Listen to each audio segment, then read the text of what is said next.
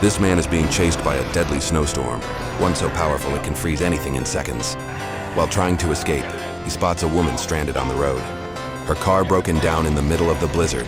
Without hesitation, he helps her. And together they flee through the storm, fighting to stay alive.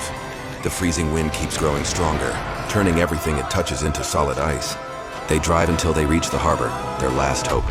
Abandoning the car, they sprint toward a speedboat. As the storm closes in behind them, just seconds before it's too late, the engine roars to life. And they speed away as the city freezes over. One step slower, and they would have frozen along with the entire city. Will they make it out alive?